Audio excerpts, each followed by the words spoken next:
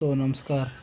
तो दोस्तों, आज मैं आपको क्वार्टर के बारे में बताना चाहता हूँ। जैसे कि आप लोगों की नई नई ज्वाइनिंग हो रही है, तो आप ये भी जानने के उत्साहित होंगे कि आपको रेलवे क्वार्टर कब और कैसे और कौन कौन सा मिलेगा आपकी ग्रेड पे और लेवल के हिसाब से। तो दोस्तों, मैं आपको बता देना चाहता हूँ कि जो कैंडिडेट लेवल 1 यानी कि ग्रेड पे 1800 में ज्वाइन कर रहे हैं, जिसे आज की डेट में अरेस्ट वाइल ग्रुप डी बोला जाता है, तो उनके लिए टाइप 1 क्वार्टर की एलिजिबिलिटी रहेगी। और जो स्टाफ 1800 एंड ग्रेड पे 2400 यानी कि लेवल 2 और लेवल 4 के बीच में ज्वाइन कर रहे हैं या काम कर रहे हैं, तो उनको टाइप 2 की पात्रता रहेगी। तो जो साथी मेरे ग्रेड पे 2400 और 4200 के बीच में सर्विस कर रहे हैं या ज्वाइन कर रहे हैं इनिशियल स्टेज पे, तो उन्हें टाइप 3 की एलिजिबिलिटी रहेगी। और जो साथी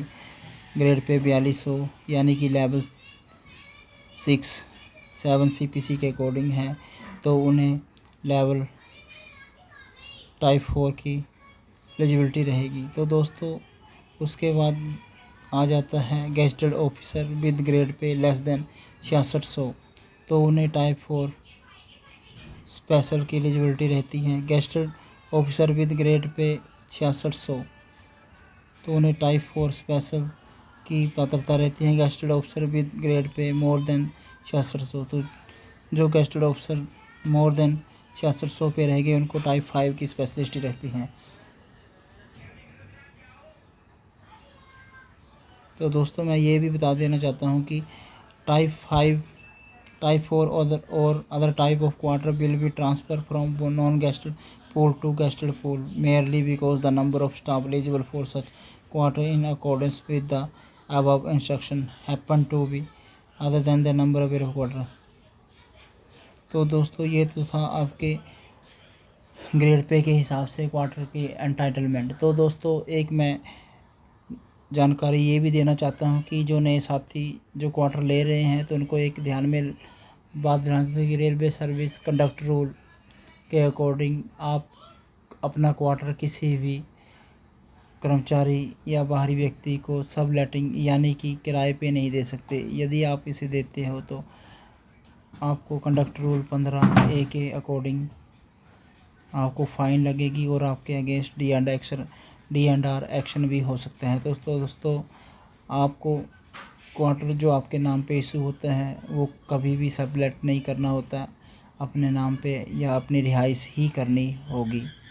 तो दोस्तों, जैसे कि मैंने आपको बताया है कि क्वार्टर की एलिजिबिलिटी आपके ग्रेड पे इनिशियल स्टेज और जिस लेवल पे आप वर्किंग कर रहे हो प्रेजेंट में, उसके हिसाब से आपकी एंटाइटलमेंट होती हैं।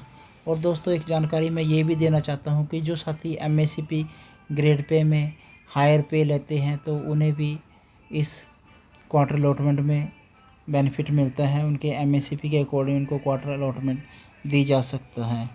और दोस्तों, एक और महत्वपूर्ण सूचना मैं आपको देना चाहता हूँ कि ट्रेनिंग पीरियड में साथियों को क्वार्टर वैसे तो अलाउट नहीं किया जाता, पर लोकल पॉलिसी के अकॉर्डिंग अगर रेलवे चाहे और उसके पास क्वार्टर है, तो उन्हें ट्रेनिंग पीरियड के दौरान भी क्वार्टर अलॉटमेंट किया जा सकता है। क्योंकि जब तक आपकी ट्रेनिंग कंप्लीट नहीं होती, तो तब तक आप एक रेलवे के रेगुलर एम्प्लॉय नहीं हो।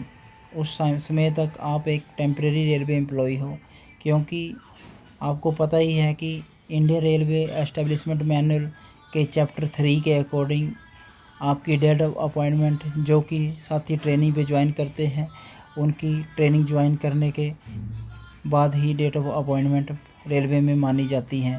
जबकि आपको बाकी के बेनिफिट, सर्विस बेनिफिट ट्रेनिंग के पीरियड काउंट करते हुए, यदि उसमें ब्रेक नहीं है, तो दिया जाता है। तो साथियों, और वीडियो देखने के लिए मेरे साथ यूं ही बने रहें और मेरे चैनल को लाइक, सब्सक्राइब और शेयर ज़रूर करें, ताकि ज़्यादा से ज़्यादा लोगों तक रेलवे से संबंधित जानकारी पहुंच सके। धन्यवाद।